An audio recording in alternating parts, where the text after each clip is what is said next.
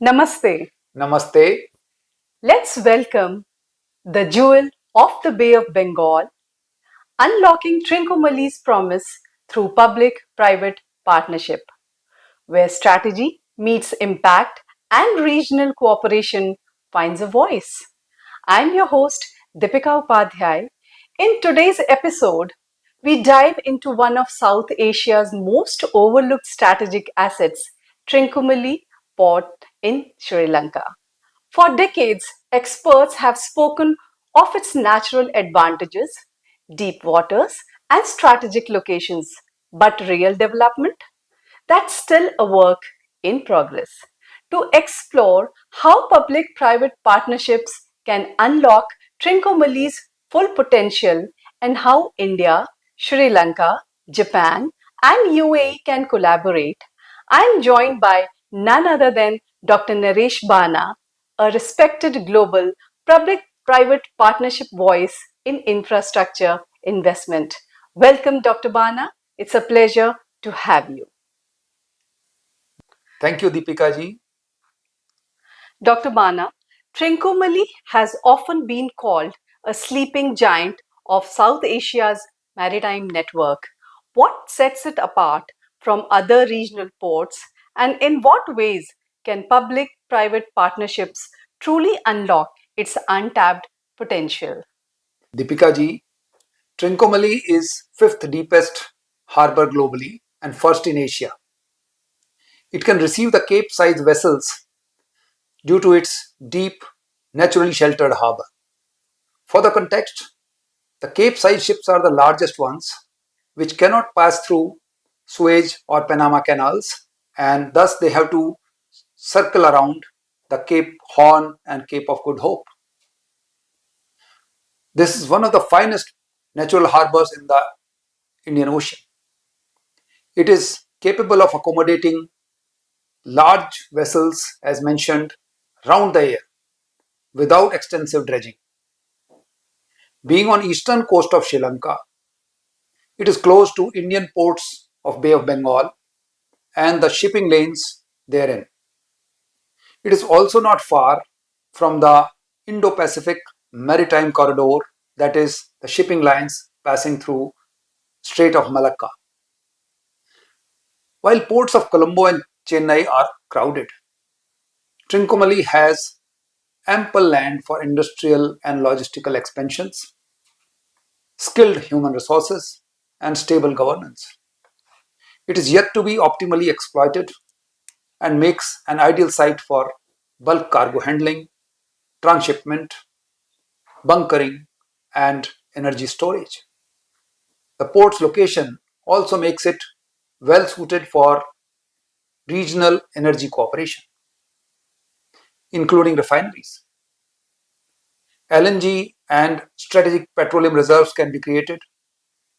There is a British time, the Second World War time tank farm, which already also exists there as of now, underutilized. Public-private partnerships can unlock this potential by bringing in capacity, capital, risk sharing, technology, and operational efficiency. Recently, international partners such as India, Japan, UAE have expressed interest in collaborative development. For PPPs to be successful, there must be support by dynamic project ownership, leadership, and transparent governance, streamlined regulation, and local stakeholder alignment. If executed imaginatively, PPPs can transform Trincomalee into a regional logistics and energy hub, in league with Singapore and Shanghai. Trincomalee's natural deep water harbour and strategic location can be a game changer. Public-private partnerships offer the capital and efficiency to turn vision into reality.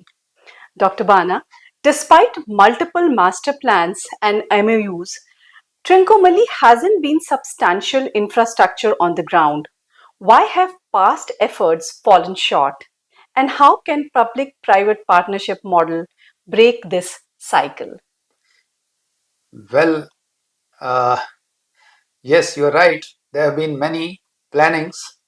Just to recollect, in 2016, Singapore's company Bana, if I remember correctly, prepared a detailed master plan.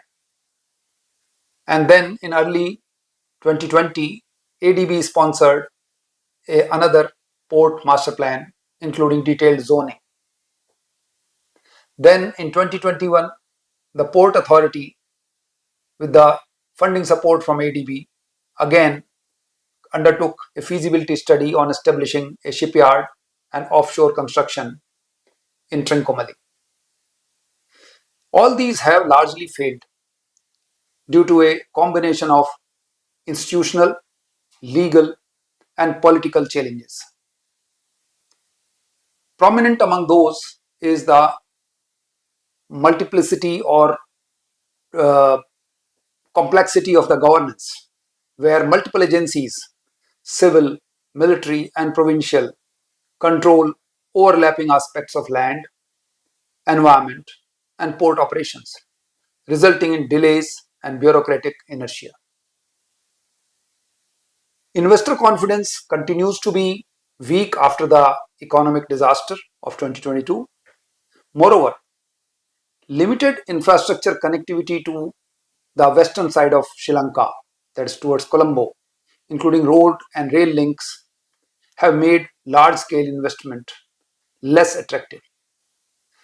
Then, some MOUs lacked binding legal or financial commitment, functioning more as a political gesture than actionable plans.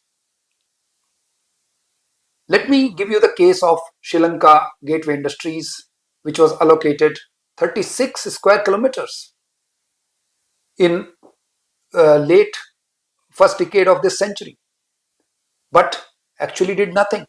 And by 2015, all the allocations were taken back. For public-private partnerships to succeed, the focus needs to shift to transparent framework, clear risk sharing, and enforceable contracts. Establishing a dedicated port and industrial zone authority with unified control may streamline approvals.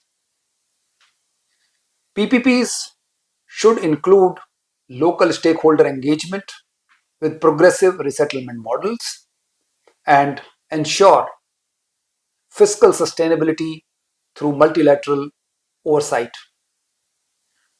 I am sure with proper institutional support and visionary leadership, PPPs can convert Trincomalee's potential into modern, sustainable, resilient, and inclusive infrastructure for Trincomalee.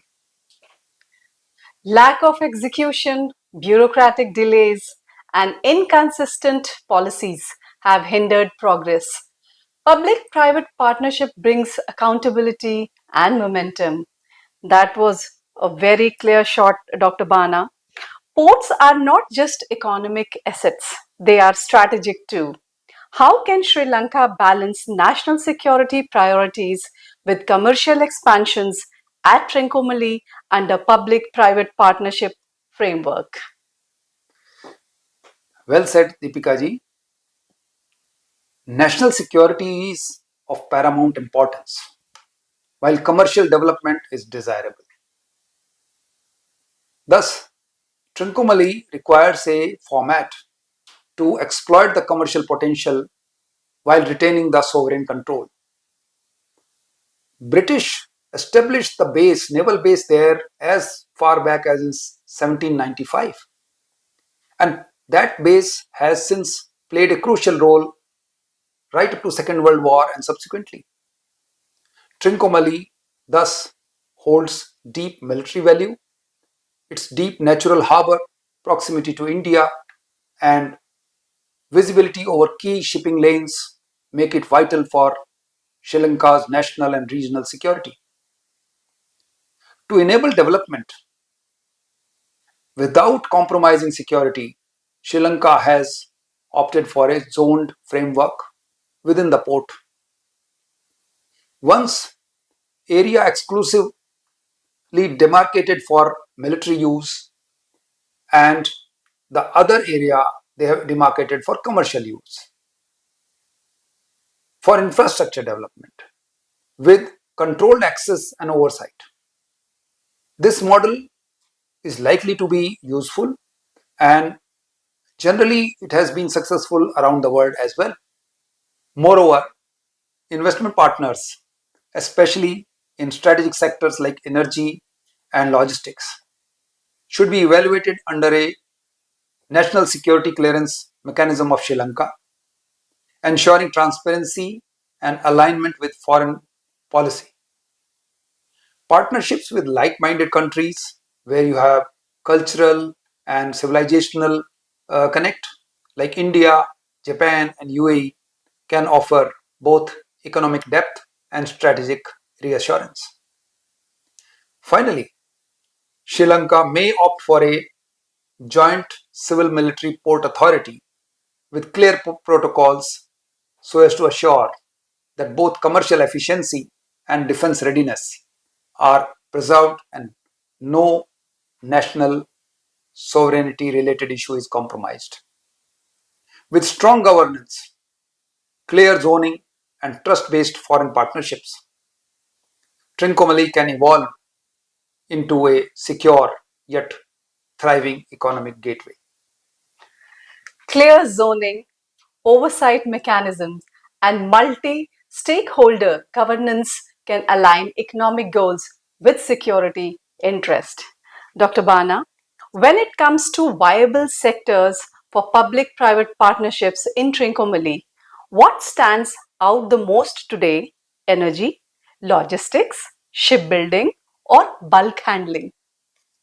Interesting. See, among potential sectors, energy and bulk handling are currently the most viable for PPP investments in Trincomalee. The presence of Lanka IOC's oil terminal and Second World War era oil tank farm positions Trincomalee as a strong candidate for regional energy storage, refining, and bunkering. Plans for an energy hub involving India and UAE, including LNG, petroleum, and multi product pipelines, make the energy sector a natural choice and anchor for PPP led development.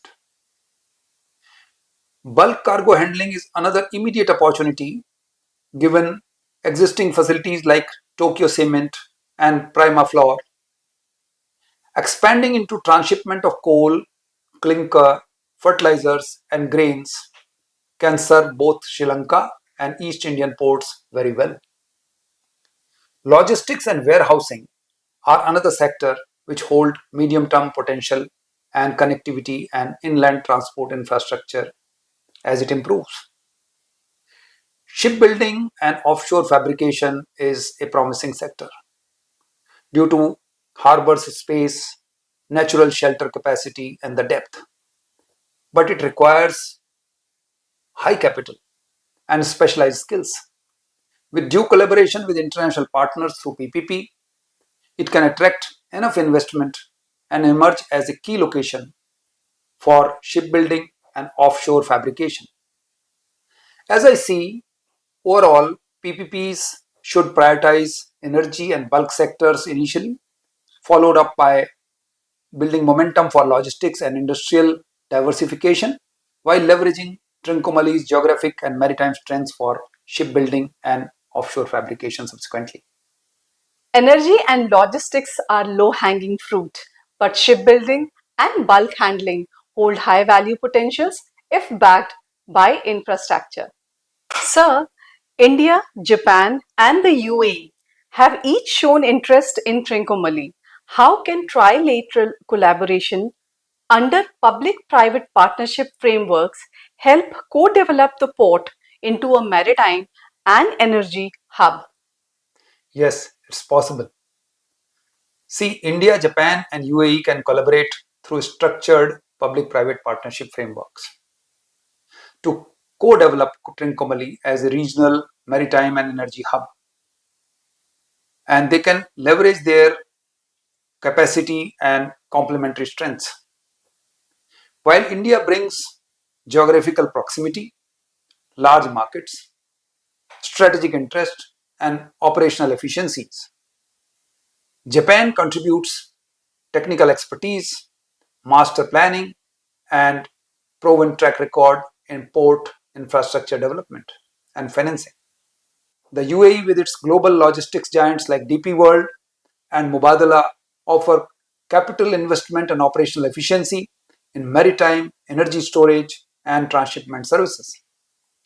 To make the projects bankable and to cater for viability gap funding wherever needed, there could be a tripartite structure, and funds could be then pooled into a dedicated Trincomalee Development Authority who will undertake project procurement.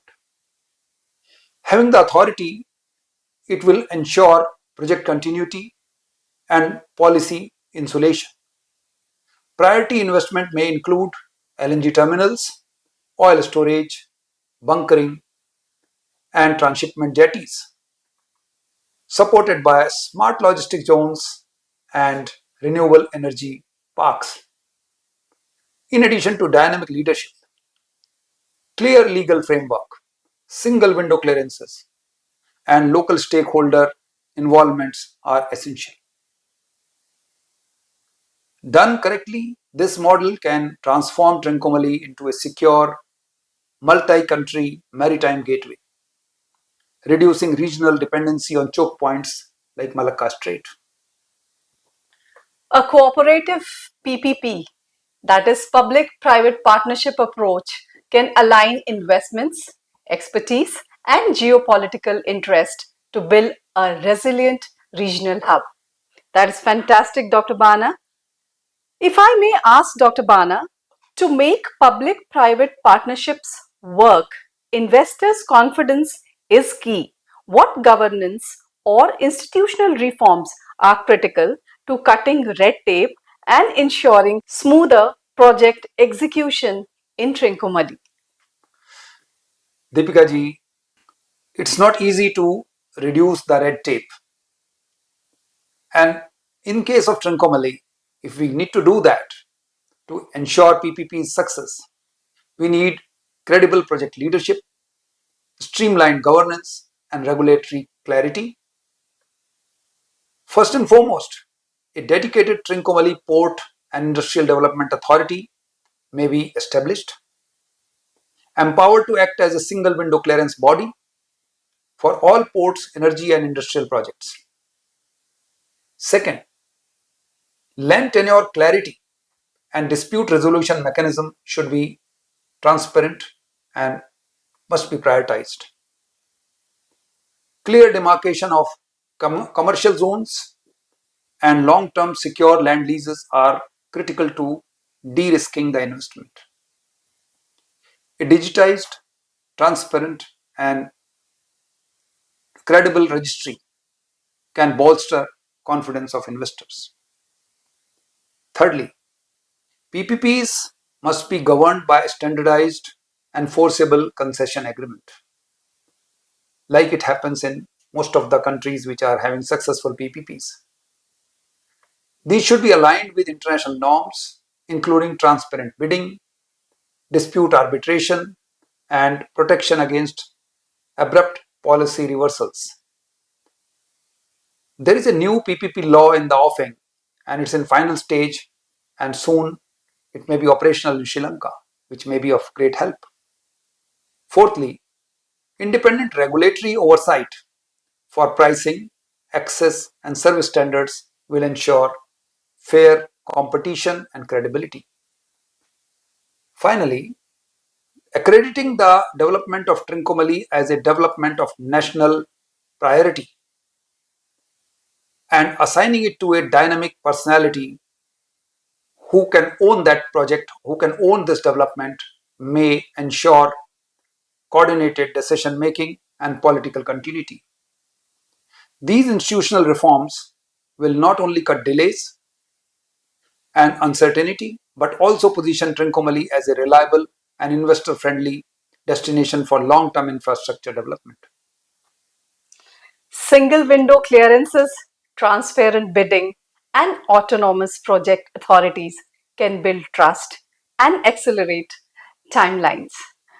Dr. Bana, large scale infrastructure often faces local resistance over land use and displacement. Can public private partnership address these concerns while also ensuring inclusive and equitable growth in the Trincomalee region? Yes, PPPs can play a vital role in addressing local land use and resettlement concerns while fostering inclusive growth in the Trincomalee region. Successful PPPs require clarity of land titles, community integration, and long-term stability because these are long-term contracts. First, PPP frameworks can embed social safeguard mechanisms such as participatory land mapping, fair compensation to include annuity payment for the life of project. Imagine a stakeholder whose land has been acquired, if he is assured that for the project life cycle there will be an annuity paid, he will be that much more amenable to part with his land. And resettlement packages in line with international standards. Transparent land acquisition process involving local government and community representatives can reduce conflict and build trust. Second, PPPs can promote inclusive economic growth by integrating local employment, vocational training, and small business support into project delivery. For instance, energy and logistics investments can reserve a percentage of their total employment for the locals and women. Backed by public-private skill development programs, these could be game changers. Thirdly, the project agreements can also mandate certain amount of local procurement and investment into community infrastructure like roads, schools, and clinics and maintain them as part of their entire project operations. Finally, involving local stakeholders in ongoing project governance and monitoring ensures accountability and cultural sensitivity. When structured equitably, PPPs can serve not only as investment vehicles but also as social contracts, balancing commercial interests with human development in Trincomalee. Community inclusive public private partnership models with local hiring, compensation, and CSR plans can turn resistance into participation. Coming on our last question, Dr. Bana, given the lessons from Hambantota, how can Sri Lanka avoid debt dependency and ensure Tinkumali's public-private partnership ventures are financially sustainable and nationally beneficial? Very good question. Sri Lanka's experience, Deepika ji, with Hambantota offers critical lessons to ensure sustainable PPP models at Trincomalee and to avoid the future debt traps. The foremost lesson is to prioritize commercial viability projects driven by real demand and not only political symbolism. Hambantota suffered from poor traffic, incorrect forecasts, and limited hinterland connectivity, leading to underutilization and unsustainable debt. At Trincomalee, Sri Lanka must adopt a phased development approach, beginning with sectors that have proven demand, such as bulk cargo handling and energy storage, preferably with advanced linkages built with downstream users. All PPP agreements should be transparent and tendered competitively with clear risk sharing arrangements.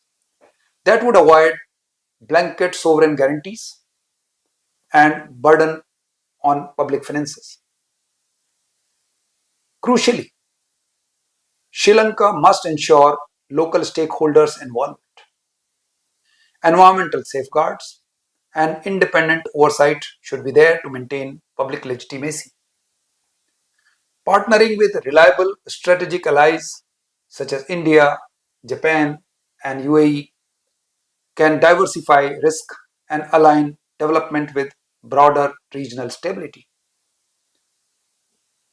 Augmenting the institutional capacity should not be lost sight of. That should include legal expertise, project evaluation, and contract enforcement to manage PPPs effectively over their entire life cycle. By applying these and other safeguards at Trincomalee, I think Sri Lanka can avoid Hammantota's missteps and evolve into a transparent, inclusive, and economically viable maritime hub. Transparent contracts, risk sharing, and phased investments can safeguard against debt traps and ensure long term gains. Thank you, Dr. Bana, for your sharp insights and candid reflections. As we have heard today, Trincomalee is not just a port, it's a geopolitical opportunity. Public private partnerships can help Sri Lanka leap from potential to performance, but only with clarity, cooperation, and courage. This is it for this episode. I'm Deepika Upadhyay, anchoring off. Until next time, stay tuned, stay informed, and let's keep building regional bridges. Namaste. Namaste.